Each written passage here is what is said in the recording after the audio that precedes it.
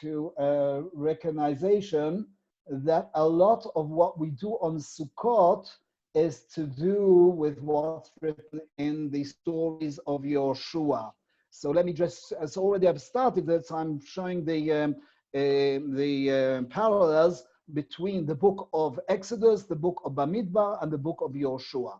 Okay, so let me, we'll only go the beginning of this page because it's a whole topic of itself.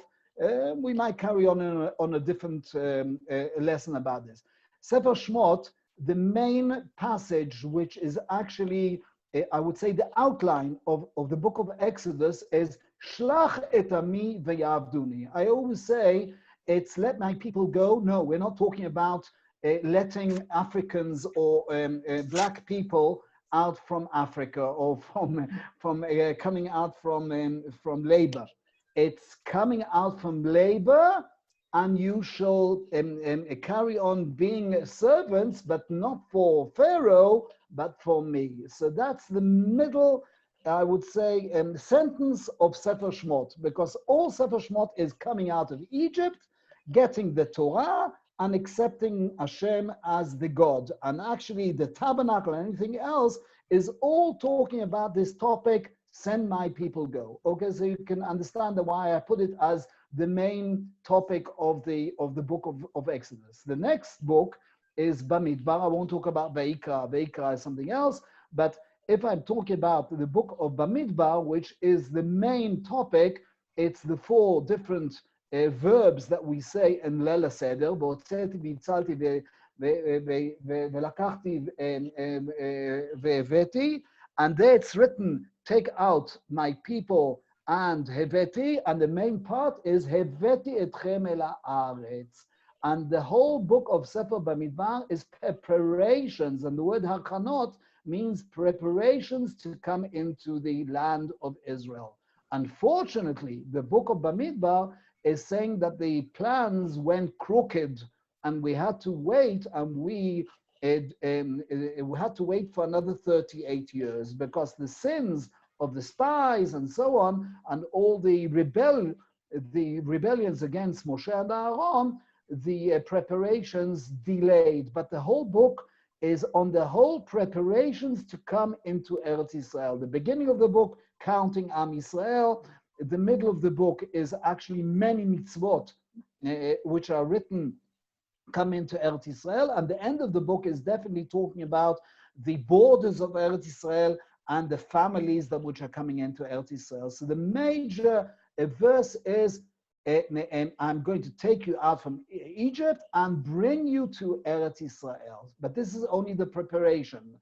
The main part is in Sefer Yoshua, ve'eveti etchem, and this is bepo'al, which means directly. This is the, in the book of Bamidbar is only the preparations, and this is actually what happened really on the thing. So that's why I'm saying that that's the big difference between Sefer Shmot is accepting God as a God after coming out of Egypt. Sefer Bamidbar is preparation. Sefer Yoshua is what actually we did physically in Eretz Israel. So let's see a few examples, and I scribbled out a few examples. So you got Yud Ben Nisan. After coming out of Egypt, it's before coming out of Egypt, on the 10th of Nisan, we took, of course, preparation. We took the lamb and prepared it, hachana, for 3 days, and then we shechted it on 4 days later.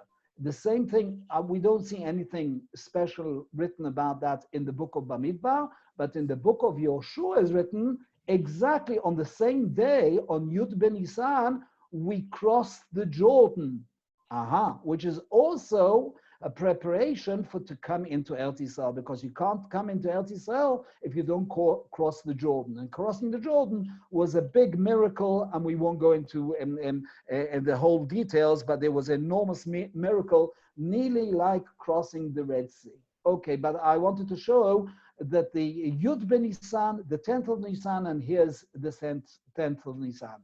3 days after the 10th of Nisan, Yud Aleph, Yud Bet, Yud Gimel, in Egypt, in the book of Exodus, we did circumcision.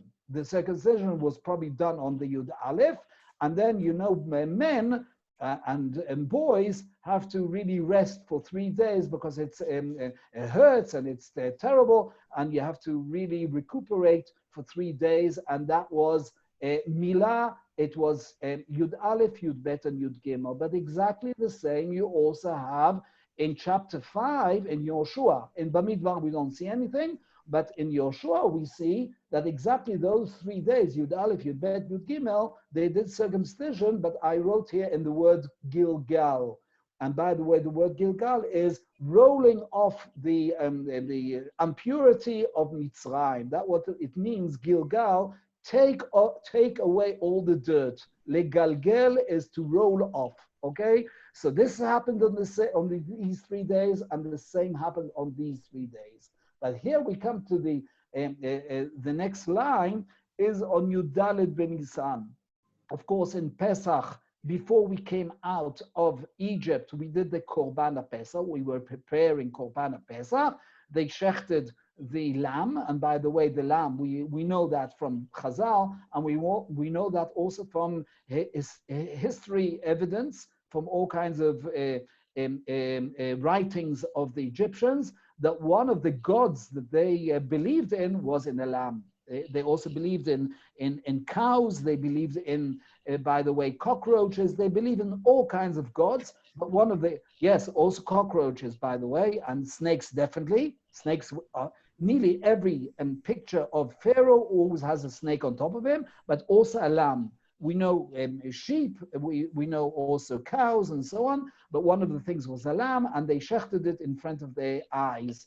Here we've got a parallel in the book of Bamidbar, in the chapter of 9, which is written Pesach Sheni. Okay, that's the only thing I could find, but Pesach Sheni is also to do that that Am Yisrael that were unpurified wanted to say, we also want to do Pesach. So Moshe said, okay, I'll ask God, and God said there's a second opportunity for doing Pesach, not only next month on Iyar. Okay, let's go to Yoshua. Exactly on the same day, Yudal Ben Nisan, after they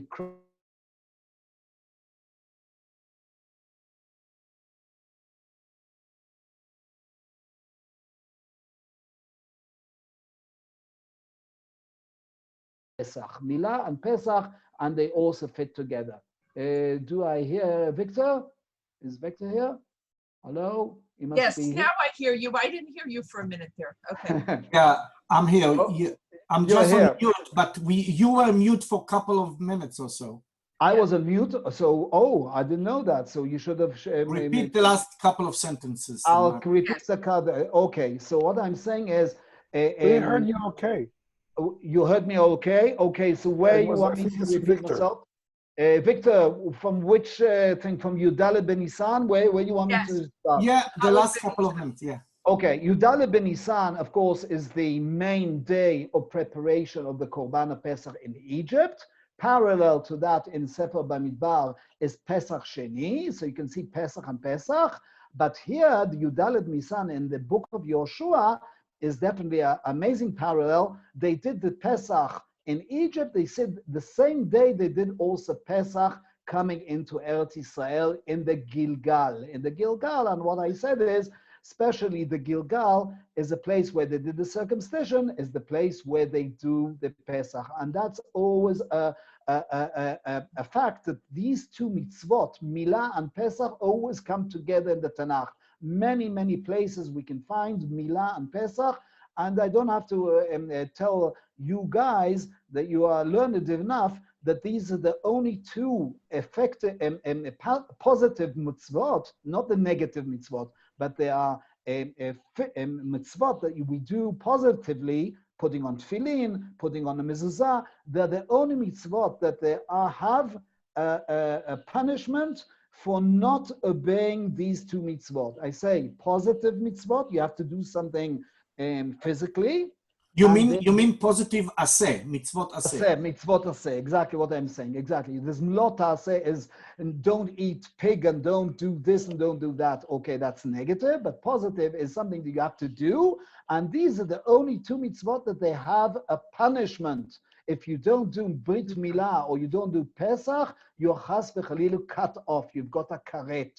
And these are the only mitzvot, the two mitzvot which are together. And I can expand that on the whole, these two mitzvot are very important mitzvot. That's why they're always together. I'm carrying on to the next line on Tetvav B'Nisan. Tetvav B'Nisan, of course, is the main part of coming out of Egypt on the night or on the daytime. Also, that I can expand and then tell you that actually they came out on the daytime. At nighttime, at midnight, Pharaoh wanted us to come out, and Moshe said, excuse me, we're not robbers. We're not walking out at nighttime. We're walking out in daytime. Okay, I can prove it also from the psukim that actually they walked not at nighttime, not at 12 o'clock at night, but at 7 o'clock in the morning. But I can say that actually 7 o'clock in the morning, there wasn't any light.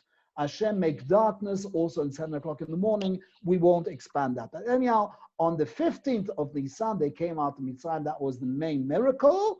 And exactly the same, they also did the Pesach in Yoshua, of course, in the Gilgal, in that same place where they did the circumcision. But that was at nighttime. And here I'm going to go on to the next part, and that's the important part about Sukkot. Why I'm talking about Sukkot? Because 6 days later, I'm talking about from Tetvav B'Nisan, they started to walk. They walked out from Egypt, and for 6 days they were walking in the wilderness. Of course, they were going round in circles in the wilderness to show Paro as if they are muddled up and they don't know their way. And because of that, he started to chase them. And I especially write 6 days because soon we'll see what happened on the 7th day. Here in Yoshua, also 6 days, they were surrounding Jericho. Wow, it's exactly from Pesach onwards. That means at nighttime they did the Pesach, in the morning for 6 days, every day they surrounded for once round Jericho. Now let's see what happened on the 7th day, which is Kaf Aleph B'Nisan. Of course, in Exodus, we know that the biggest miracle perhaps in the whole Tanakh was the splitting of the Red Sea. That's why I wrote Kaf Aleph B'Nisan Kriyat Yam Suf.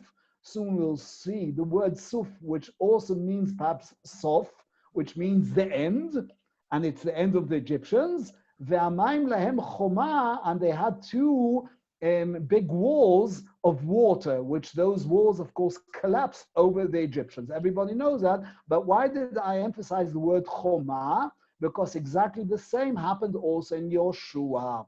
Why am I saying all this? Because for the 7th day, we circled around Jericho for 7 times. I always ask children, how many times we circled Jericho? And they always say 7. And I say, wrong. They always circled Jericho for how many times? 13 times. 6 plus 7. 6 times on the 6 days. On the 7th day, 7 times. So 6 plus 7 is 13. On the 21st of Nisan, Yom HaShvi'i, Sof Yericho. I write here Suf and Sof. Okay, it was the end of the Egyptians, it was the end of Yericho. But what's more important is what fell down on that day? The Choma. And the word Choma is written also about the 2 walls of water, but here the wall of Jericho. Why is it so important for me to say it today? Because on the 7th of Sukkot, we circle around 7 times. Also the first 6 days, we circle around the Bama on Hoshanot.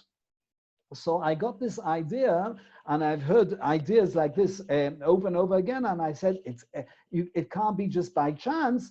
For 6 days, we are surrounding Jericho. For 6 days, we are surrounding the Bama with the Aravot. By the way, they used to do that in the Beit Mikdash, and we, of course, copying what had to be done in the Beit Mikdash. We are doing it today. We hope that the Beit Mikdash will be built so we can carry on. On the 7th day, exactly on Kaf Aleph B'Nisan. So today we're talking about not Kaf Aleph B'Nisan, we're talking about Kaf Aleph in Tishrei. It's not the same month, but it's on the 7th day. we are surrounding the bama, what's the bama in English? The ark, not the ark, sorry, the table round in the Bet Knesset. We're surrounding it for 7 days. And by the way, there is definitely a lot written about that. Like we're fighting all the bad things and the Hoshanot with the lulavim, and we're fighting. A lulav looks like a sword, and we are going round 6 days, and the 7th day we're going 7 times, is exactly the parallel between the book of Shmot and the book of Yoshua, and that's happening exactly the same. So that's why I wanted to bring all that. There's a continuation to all this. That's not the topic of today, but I just wanted to show you this is exactly what we're doing on Sukkot. And Sukkot, many have written about that what we are doing is surrounding the Bama is exactly with the Lulavim, is exactly like in Yericho. We're fighting the bad evil, we're fighting the bad things, and we hope that we won't have bad things the next year. So any questions about that? Because I'm going to go and talk about something else now. That was to do with Sukkot. That's why I brought all this. Okay, interesting. So you're showing patterns. Okay, I'm definitely showing patterns, and the Zohar talks about that definitely this is carrying on onwards and onwards again and again. Okay, so that's until now. We're going to carry on to the next page. Okay. Just 1 second. Just 1 second. We're going to now go to page. Okay, tell me if you can see this. So you have 1 day Shmini Atzeret with Simchat Torah together. That's right. That's right. Only in Chutz La'aretz it's differentiated because you go 2 days. So the first day is Simchat Torah, is Shmini Atzeret, and you still sit in the Sukkah because it's like the 7th day. It's the 7th or 8th day of Sukkot, and then you got Simchat Torah. It's 1 day for us, and we got both things. It's a topic of itself, but I won't go to that. It's also by the halacha. Like that. Can you see the next page now? Can you see here Vezot Habracha? Yeah. Yeah, okay. Actually, I haven't started from Vezot Habracha. I've started much earlier. If you can see here at the bottom, or the bottom of the page, what I'm showing you is a page, is the last chapter. It's not the last chapter, it's chapter 33, but I started from chapter 32. I started 2 paragraphs before that, because soon you'll see, let me make it smaller, and we can see actually that there's a lot of parallels between what's written. Can you see the yellow goes down to purple? Soon I'll show that there's a parallel between all the yellow words and all the purple words, and I started from yellow, and then it changes over to pink, to purple or pink, whatever it is. Then you've got blue, which carries on to blue here, parallel, and it's how's it called? Chiastic. How do you say that in English? Chiasm, which means A with A tag, B with B tag, and in the middle we've got the important stuff, which is the brachot. So the blue here is with the blue. Soon I'll explain, I'll make it bigger so you'll understand what it is. Red goes with red, and in the middle, the main part of the parasha is, of course, the brachot. So let me make it larger, and then you will see what I'm talking about.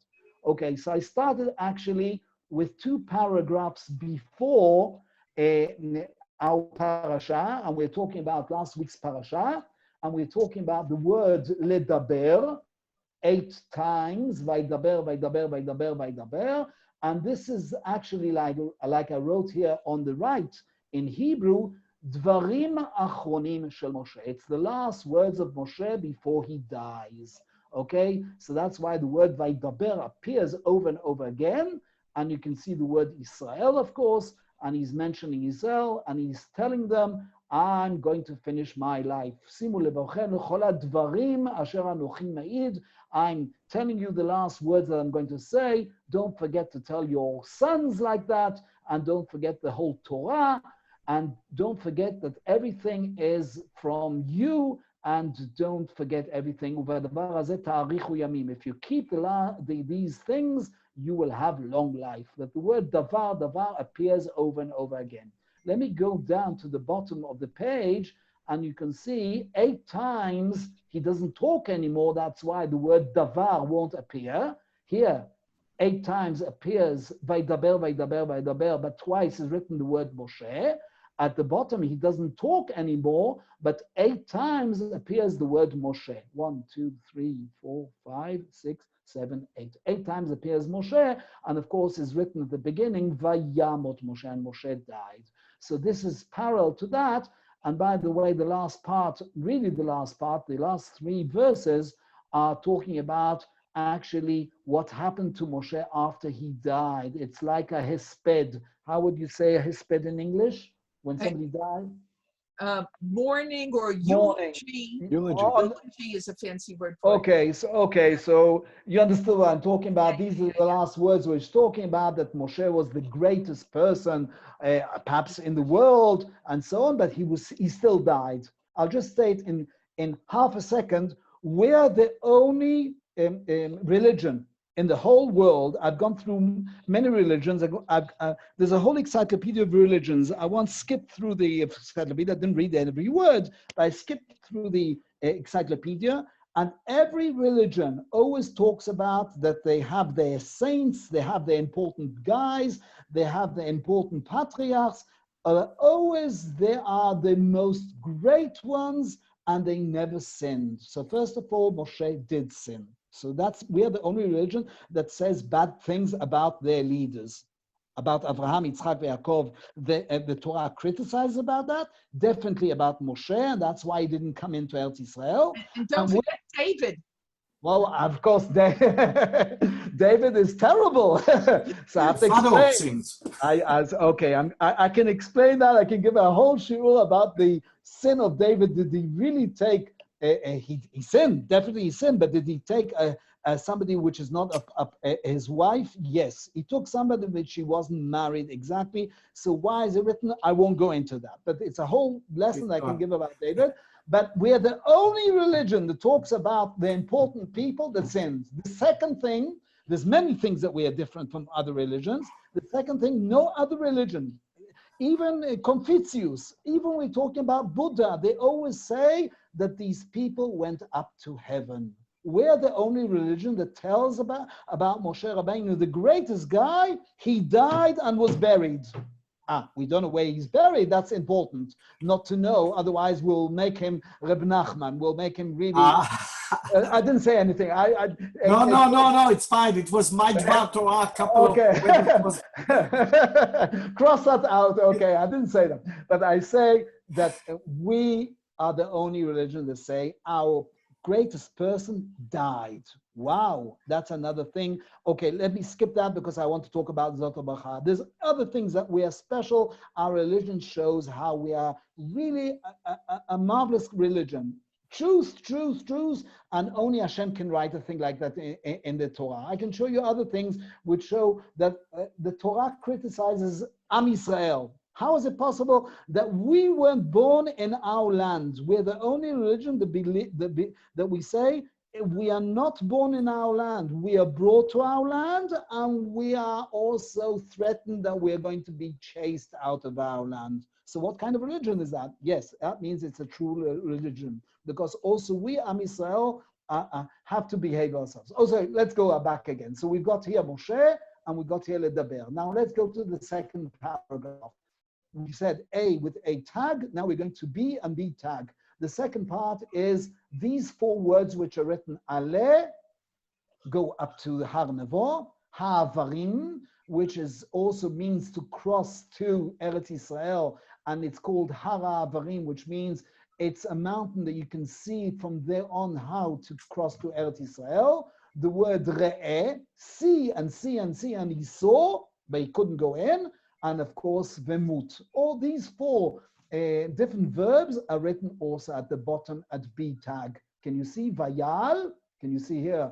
Ale, Avarim, Ur'eh, Vemut. Let's see these verbs. Vayal, and he definitely did that. Vayar'eu, and God definitely showed him Eretz Israel. and Vayareu lo ta'avor, he sees this mountain which is called Har Nevo or Har Avarim, but he can't cross. You can't cross. Vayamot. So you can see that this paragraph is exactly parallel to the paragraph on top. So B goes with P tag. Let's go to the next paragraph, which is number 3, is our parasha. Vezot Habracha, we're going to read it on Simchat Torah.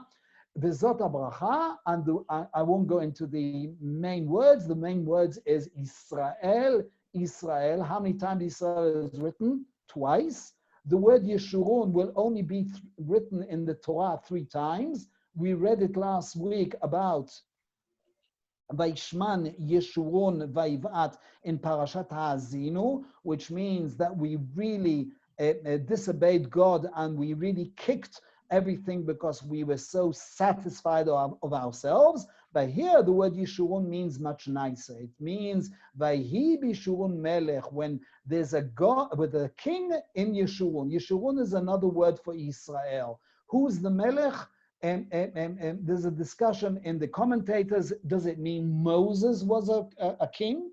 It could be, because Moses was reacting like a king, but it also can mean God. It can also mean Yoshua. I won't go into the 3 different opinions, but you can see Melech in Yeshurun. So you've got Israel, and Yeshurun.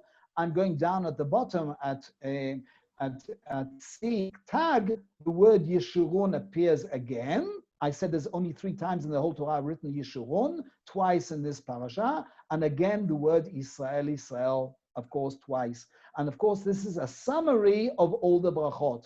This is the first part of red is the, I would say, introduction to the whole brachot, and this is a summary of the whole brachot, okay? So you understand why I wrote Yeshurun and Israel, which concludes and blessing of all the tribes. So we've got in the middle now details of all the tribes. And here in green, you've got details, and I want to show something very important.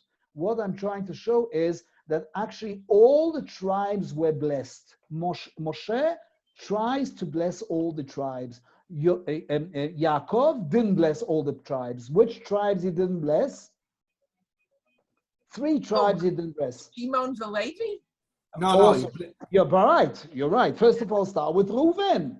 Reuven is not exactly a blessing. He says, I'm angry with you, and I'm kicking you out from being the firstborn. So Reuven, I'm kicking you out, and he actually didn't bless him. So that's number 1. Shimon and Levi are the other 2, and that's why I say 3 weren't blessed. Here we can see that Moshe blessed all of them. 1 is not mentioned directly, but the other 2 are mentioned. So let's see who are the ones he blessed. He tried to bless everybody because Moshe is trying to figure out and make it that everybody will have a blessing. Always in the Tanakh, blessing always means also a piece of land. Okay? It means always a piece of land. That's why we understand, and we'll learn it in another few weeks, why Esau was so angry with Yaakov that he wanted to kill him. For a blessing? That's what you want to kill him for? So you did get a blessing, so what? A blessing always means a piece of land, nachala. And when when Esav says, I'm not blessed, it means I'm cursed. It means I'm not going to sit in Eretz Israel. That means you, my father, don't love me. You don't want me to live. And at the end, he gave him a piece of land. But actually, it's always a blessing means a piece of land. When you don't get a piece of land, it means you are kicked out. By the way, Yaakov didn't bless Reuven. Where did Reuven live? On the other side of the Jordan. Where did Shimon live? We'll soon see that Shimon didn't get his own nachala. He didn't get his own piece of land. Where did Levi sit? Also, Levi didn't get a piece of land. But we'll soon see Levi improved himself. So that's why the tribe of Levi doesn't need the land. It's got a better piece of land. It's, by the way, near the Bet HaMikdash. God's land is in the Bet Mikdash, but we'll see that Moshe is trying to mend, and let's see what he mends. So we are starting with the first one. We're starting Yechi Reuven. Reuven won't die. Why does he say Reuven won't die? because Reuven nearly died by Yaakov, which means he doesn't have a piece of land. So says Moshe, Yechi Reuven, he'll live. And he'll have a lot of living. The word metav doesn't mean dead, because the word met, can you see here how it's spelled? Metav, can you see it's a shva? It's a shva, which means he's alive, he's standing. A shva is two dots, one on top of the other. But when it's written in a tzereh, when it's one next to the other, it means you are flat out, that means you are dying. So when it's written met is tzereh, it means dead. But when it's written metav, which means a shva, it's one on top of the other, it means you are alive. Always the word metav means not dead, it means alive. You'll stay alive and you'll have a lot of land. He had the land. Where did he have the land? Like I said, on the other side of the Jordan. And then he blesses Yehuda. Inside Yehuda, he says, Vezot Yehuda vayomar Shema Hashem. Why did I bold the words Shema in green? Because Shema is part of Shimon. So where did Shimon live, by the way? I said that Yaakov didn't give him a piece of land, but actually he did get a piece of land. Who let him live inside their territory? Yehuda let Shimon live in its territory. If you'll open Yoshua chapter 15, you'll see at the continuation of the chapter there that inside the territory of Yehuda lives Shimon. I think it's written again on chapter 19. On chapter 19, it's written, Shimon lives inside Shevet Yehuda. So when it's spelling out where the territory of Shimon is, it's not his own territory, it's a territory that Yehuda let him in the bottom. It's not the bottom in the map, it looks like the bottom, but it's on the south of the Negev. The south of the Negev, which is Eretz Shimon. Interesting, so you've got Yehuda, you've got Shimon. I wrote that in here in green. Let me just expand it so you can see what's written here. Let me expand it. Let me see here. Can you see? Ramuz kan, it's hinted here, Shimon, Shenachal betoch Yehuda. Yoshua Yutet. I was right. If you open Yoshua Yutet, you'll see Shevet Shimon betoch Nachlat Yehuda. You'll see those words that he's living inside Yehuda. Okay, so that's already an improvement from Yaakov. Yaakov didn't want to place Shimon. Yehuda, Moshe Rabbeinu did give some territory to Shimon. The next one is Levi, and he got an amazing blessing. Where did he live? He didn't live. He's living in 48 different cities, and that's also written the amount of cities. It's also spelled out in chapter 17, then Yoshua, but his important part is where Beit HaMikdash is. He lives near Beit HaMikdash, but he was also scattered all over the territory of Israel, because the Leviim are usually teachers, and teachers have to teach Am Yisrael to obey the Torah. And we can see over the Tanakh that always that the Leviim are the amazing people. Even in the second temple, when they arrived into Eretz Israel, and Ezra and Nehemiah are doing a big tekes. How do you say a tekes? Well, like I said, tekes is ceremony. A ceremony on Rosh Hashanah. We've read that chapter, if you remember. So we saw that the Leviim were explaining what Ezra was saying in Hebrew. They explained it in Aramaic, or they were explaining in different languages to explain the rest of the people. They'll understand what Ezra is talking about, because Ezra spoke in Hebrew. Also, so we got Levi that was kicked out because he sinned by Yaakov, but because they improved themselves very much in the sin of the calf, and they didn't sin in the sin of the calf, so they carried on not having a proper piece of land, but they were appreciated by that, and actually they got a higher level. And we know Leviim are higher level than the rest of the tribes, and of course the Kohanim came out from them. You've got then Binyamin and Yosef, and I won't go through the whole thing, but here I want to show you on the side something interesting. Have a look here what's in the thing. Who are the first tribes are written here on the side? I wrote the sons of Leah. By the way, there's more sons of Leah. Also here, there's more sons of Leah. You've got here Leah, you've got Issachar and Gad. So you've got here on one side of the brachot, the beginning of the brachot are the sons of Leah, and afterwards again, you've got more sons of Leah, and we'll soon talk about that. Why is she less important? She's very important.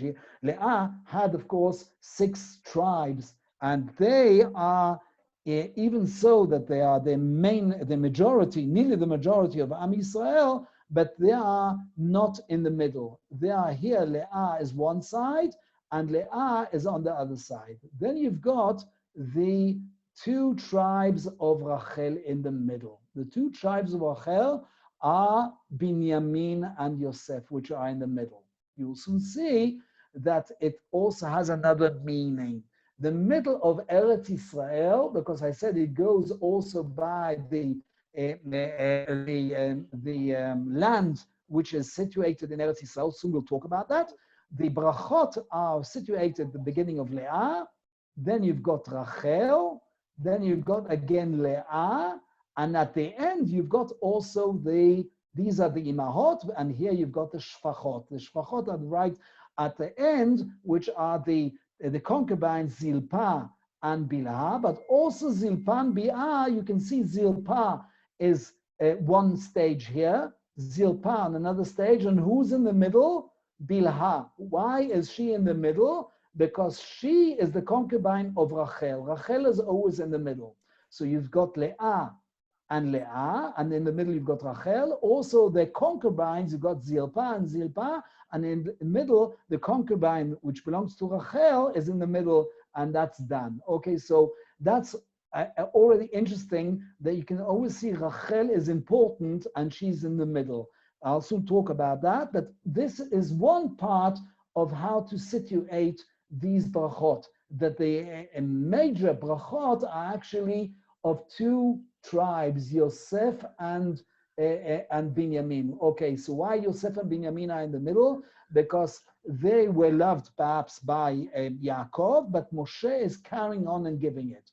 But here I wrote something else with the arrows. I want to explain to you what's written in the arrows, and let me show you something interesting also. In the Bible, always we put the map not from north to south. Always in the Tanakh, it goes from south to north. I don't know exactly why, but always it starts midarom. Our maps are always, how do you call it? You have to polarize it. It's called polarizing it. Hello, anybody listening? Hello? I am listening, but what about the Latspin.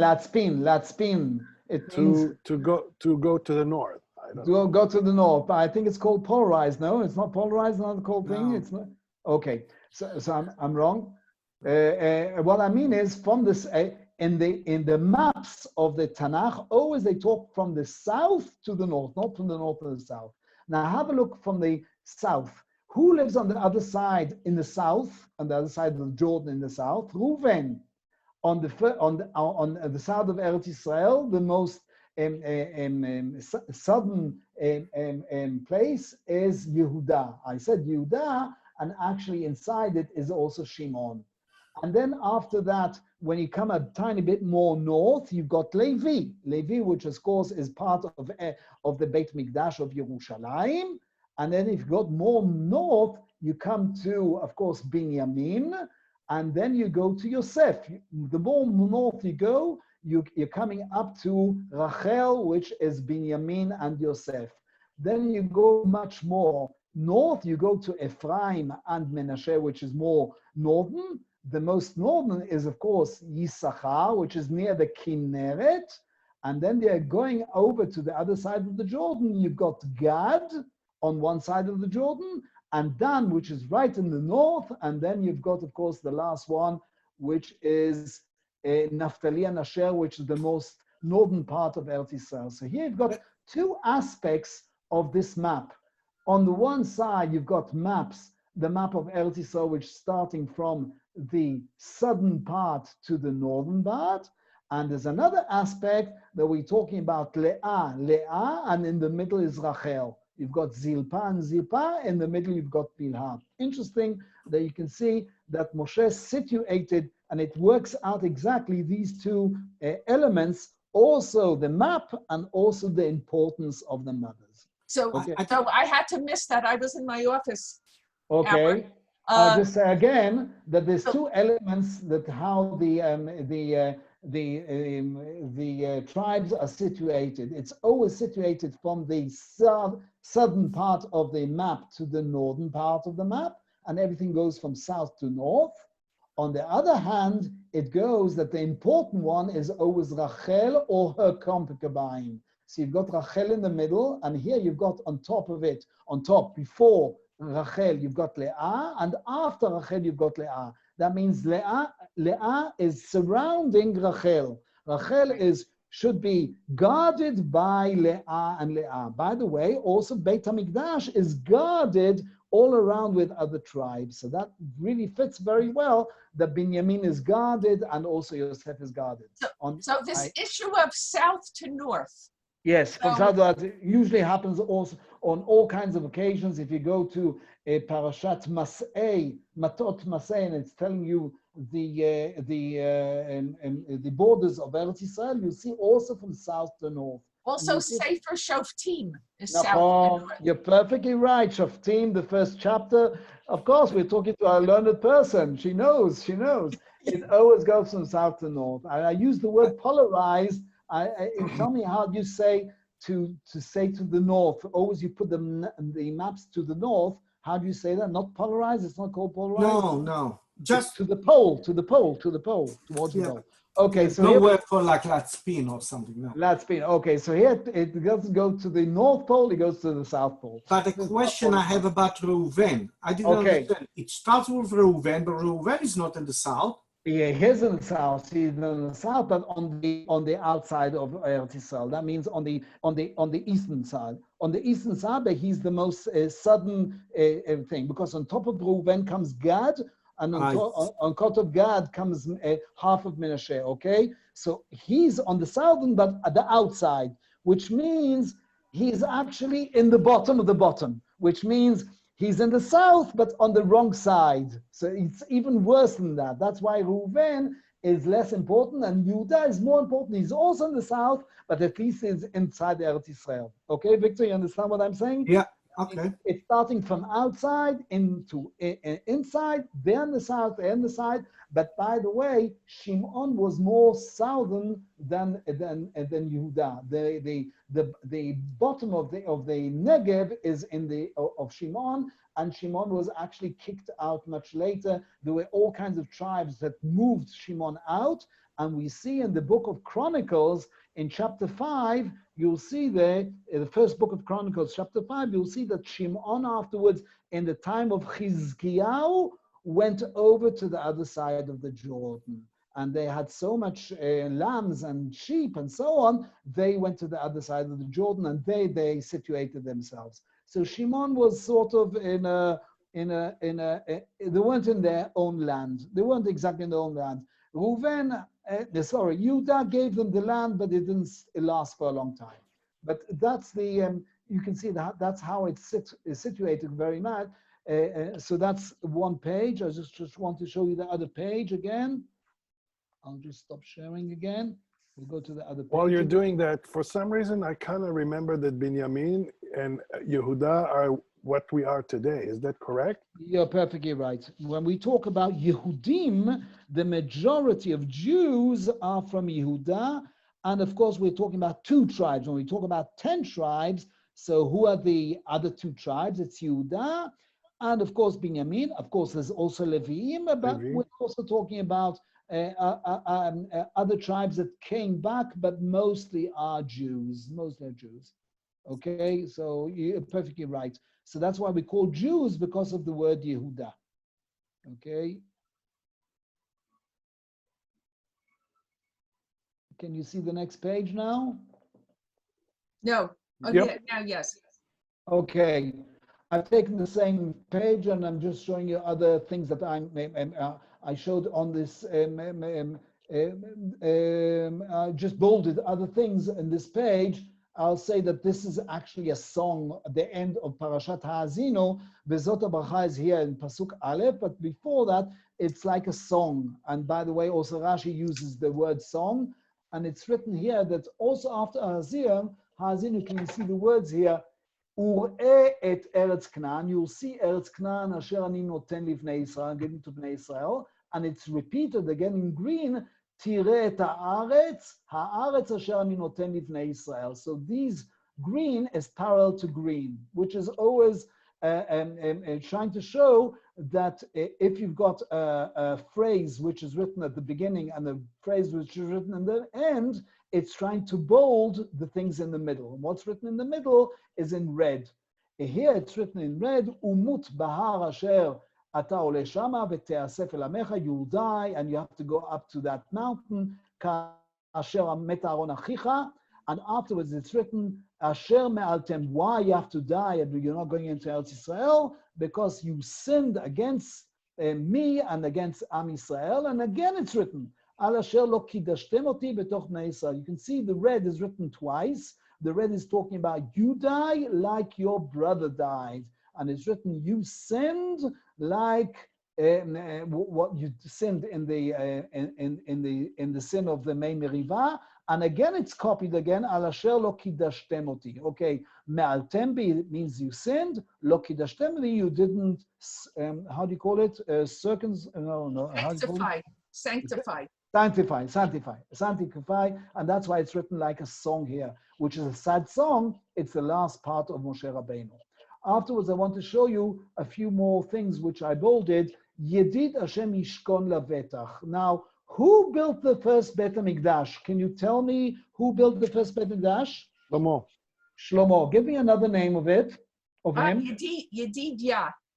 Can you see it's written here, Yedidia? I didn't make that up. The Parshanim say that. Let me just bold it here. Hashem shochen b'mikdash. The word shochen, shachen. He's living in the mikdash. Shebenachalat Binyamin. We're talking about Binyamin. Binyamin. Shebenachalat Binyamin. V'nivna mikdash. And the mikdash was made by Yedidia, another name for Shlomo. So here you can see that Moshe Rabbeinu is already hinting, Shachen, you're going to live, HaKadosh Baruch Hu is going to live in Binyamin and Yedidia. Interesting, okay? That's another thing that I say always Sefer Dvarim is giving a lot of hints of what's going to happen. And of course, especially Sefer Dvarim, because Moshe is talking from his own will. Of course, it was a prophecy, but he gave a lot of what he felt and what he had in prophecy, and he brought over, and a lot of what happened in history is written especially in Sefer Dvarim. So Sefer Dvarim has got a lot of hints what will happen later. Okay, another thing which is written here over and over again in green, in blue, let me just expand it again. Okay, we're talking about there are many words which are appearing also in the bracha of Joseph. It's talking about Joseph, but many words which Yaakov was blessing Joseph, Moshe is copying again. All these words are written also by Yaakov. Many words he takes and copies. He also is blessing, but these words are also written for Yosef, and you can see that Yosef is something special. Even Moshe Rabbeinu felt something special to Yosef.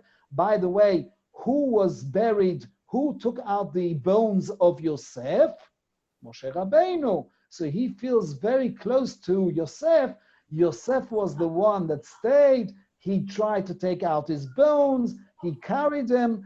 And there's a lot of parallels and a lot of also not parallels. I'm talking about also differences between Moshe and Yosef.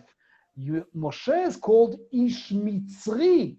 When he ran away, so the daughters of Yitro came to Yitro back again, and Yitro says, how come you've come home so early? You usually come home 4 o'clock in the evening. You've come home at 12 o'clock in the in midday. How did you finish watering the sheep? So they said, Ish Mitzri saved us. Ish Mitzri. Of course, Yosef is always called Ish Ivri.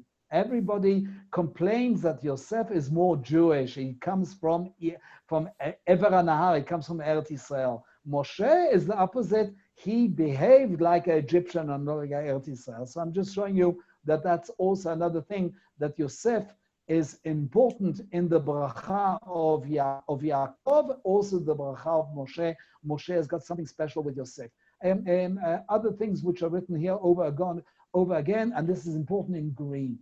These words, Vaigaresh, Vaishken, only these 2 words are written one more time in the whole Torah. In Gan Eden, at the beginning of the Torah. In Gan Eden, God had Adam Arishon living in Gan Eden, but he got rid of him after he sinned. Vaigaresh, he got rid of him. And then, Vaishkon oto, he put in front of Gan Eden, Vayashken et Shnei HaKruvim, the 2 Kruvim. Cherubim. Cherubim, okay, we're talking about angels which are guarding. So I wrote here, I said that this is showing that the Torah starts with the same words and finishes with the same words. These 2 verbs are only written in Gerush Adam Migan Eden. And it shows you that actually Moshe is saying, you are coming into Eretz Israel, you're coming back to Eretz Israel like you're coming back into Gan Eden. Who was thrown out from from the Garden Eden? Adam Arishon. Adam Arishon, by the way, from what direction was he thrown out? Does anybody remember? Eastwards. What direction do we come back to Eretz Israel? From the east. And Eretz Israel is always parallel to Gan Eden. So here you've got Me'ona Elohei Kedem. After we finish all the brachot, the end of the brachot, we're talking about now Eretz Israel, we're talking about Israel. So Me'ona Elohei Kedem Mitachat Zrot Olam, very difficult words, I want to explain that, but it means that God is going to situate you, Vaigaresh Mipanecha Oyev, he's going to chase away the enemy, Vayomer Hashmed, Vayashkon Israel Betach. He's not going to chase you out of Eretz Israel, the other way out. He's going to put you back in Israel in a place of Dagan Vetirosh, in a flourishing place. And this is the opposite of the beginning of the Torah. The opposite of the beginning of the Torah, we were chased out, or Adam Rishon was chased out with his wife. Now we're coming back into Gan Eden. So this is also chiastic with the beginning of the Torah. The beginning of the Torah is sin. The end of the Torah, we're coming into Eretz Israel to Gan Eden. Okay, so one more thing I want to show you. The word lamut is to die, Moshe, and to die and to die. But actually, the last page is just to show you one more page that the word kol, or instead of rushing over to the next page, have a look at the last 2 verses. You can see by yourself. Velo kam navi od b'Yisrael. There wasn't any prophet that came out from Israel. Came Moshe, like Moshe Rabbeinu, Asher Yoda Hashem panim el panim. He's the only guy that God really talked to him face to face. It doesn't mean that God has a face, but it means he was the closest to God and got to the highest level of prophecy, and he could see things more clear than any other prophet. Now have a look at the word kol. Look at the last 2 verses and have a look how many times the word kol appears. Lekol haotot, and then you've got the word lekol avodav, and then you've got the word lekol arzo, and then you've got lekol hayad hachazaka, ulekol hamora, kol Israel. So you've got the word kol appears so many times in the last 2 verses, which means Moshe was the greatest person, and he really brought the biggest miracles, and he brought the biggest emphasizing and the strongest way to emphasize how God has his strong hand, and really Moshe was the greatest person, le'einei kol Israel, and he did things in front of all Israel. So the word kol appears there so many times, which is the greatest prophet. By the way, Chazal come and say that the Mashiach will copy many things from Moshe Rabbeinu. I don't know if he'll have the ability of Moshe Rabbeinu, but many of the abilities of the prophecy that had Moshe, many of them will come on the Mashiach. And also, we're talking about great miracles the Mashiach will have. We hope so. Okay, so the end of the Torah is showing you how great Moshe was and how he was such an amazing prophet, amazing ability to bring before Israel all the miracles, but Moshe died. I always emphasize, we're the only religion that the word lamut vayamot Moshe, or Moshe bemoto, it means he died and he was buried. Not like the other, definitely not the Christianity, definitely not Muslim, and definitely not all the rest of the things that say they went up. If you'll ask me about Eliyahu, anybody's going about Eliyahu? Why am I mentioning Eliyahu? He goes up. He goes up. Is that a good way to go up?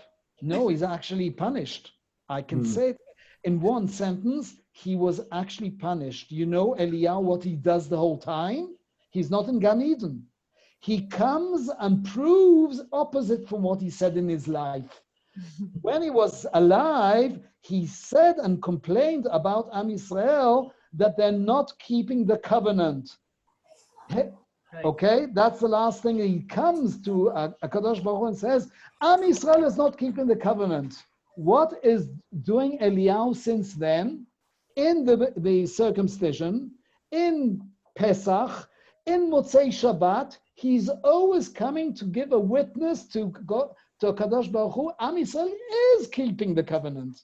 So actually he's walking around, or he's flying about the whole time, not in Gan Eden. So he went up as, he didn't die, and he went up in fire because he was punished, and actually he should have done a better job when he was alive. Right. When he was a prophet, he was very vicious against Am Yisrael. His whole purpose when he's up there is to show that Am Yisrael are doing a lot of good things. So any questions, anything that you want to say? Yes. In what you just said about Eliyahu, are you quoting something you've read about this? Yes, I've read about it a lot, especially we're talking about in the Zohar. I'm learning a bit of Kabbalah, but also we're talking about, also in the Talmud, you can see that Eliyahu is considered not a proper example, because he actually was considered, there were three different, the Talmud says in Sanhedrin, it gives three prophets that did, one was amazing, was in the middle. I will soon talk about who was in the middle. He was also a kanai, vicious for God, and also vicious for Am Yisrael. Who's that prophet? Yirmiyahu. Moshe, of course, and also Yirmiyahu. He was also vicious for Hashem, but he was also vicious in the name of Bnei Israel. On one side, you've got Yonah, that was so fighting for Am Yisrael, and that's why he didn't want to bring prophecy to Nineveh, because he was guarding Am Yisrael. On the other side of Yonah, who was it? His rabbi, because Yonah was the Talmid of Eliyahu. Eliyahu was vicious for Hashem and not enough kanai for Am Yisrael. That was, he was kicked out. When Hashem saw that he's repeating it over and over again, Lo shamru britcha, lo shamru britcha, and he asked him again. He says, okay, you nominate Elisha and you go up, which means Eliyahu finished and not in a good way. So you can see from the Talmud, and also definitely it's written quite clearly also in the Zohar. If you read Ralbag also. Yes. Ralbag is a Pashtan. He's a Pashtan. He's a very good. He writes about this too, but I'm going to look up the Talmud thing you're saying, because it's interesting. The whole issue of the image of Eliyahu. Okay, so if you'll tell your students that, they won't like it because they'll all say, we don't want to die, we want to go up in fire like things. Right.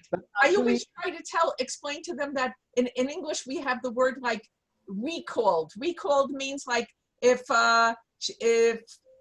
Toyota puts out a car and then they find something wrong with it, they recall. That's a good one. So why do we say Eliyahu was recalled? He was recalled. I would say, how do you say it when you restart? Reboot. He rebooted like in a thing. They pressed, Kadosh Baruch Hu put him up on the fire. By the way, I wouldn't like to be on that chariot. It really burns between the legs there. I wouldn't like to be on a horse of fire because you really get burnt. He was rebooted. That's the right thing. And who came before of him, by the way? Elisha always uses water. Wait, say that again. Eliyahu uses fire. His pupil, Elisha, uses always water. Okay, we can carry on, and I can say that Elisha was, in that case, he was a better, I won't give him any grades, but the Tanakh shows that Elisha did a better job, and he wasn't kicked out, by the way. Except for the bears. Except for the bears. Lo yar velo dubim. There's no bears and no thing. Okay. Victor. Hey, hi. Victor, anything to say? You haven't said anything. No, I enjoyed the show. Thank you very much. Elaine, I just want to thank you for what you sent me. And yeah, I read it, but first of all, I knew a lot of it. I didn't know that article, but I did buy the book. Okay, so if you're sending articles to Victor, please send to me. If it's interesting, I would also like. What's the article about? It's an article on Rambam, like how Rambam rejects magic and astronomy. He's, of course, he's always down to earth. Okay, the Rambam was he was philosophical, but he's very down to earth. Right, rationalist. Very rationalist, that's the word I was with him. He was always rationalist, okay. So he wasn't talking about Kabbalah, he was down to earth. Even so, there's a lot of... No way. Victor knows that. His whole topic is we all know that. Anyway, I enjoyed what you sent me because it's very details about this. I have a book, forgot his name, a philosopher in Israel nowadays. The book also, if you want to borrow it, the entire book is how Rambam fights superstitious and everything else, and also the Nisim. Many things he says was a dream and wasn't thing. Okay, we can carry on and blab about that. Chevre, you have to decide next week. Thank you very much. See you. Thank you. Call to Bye.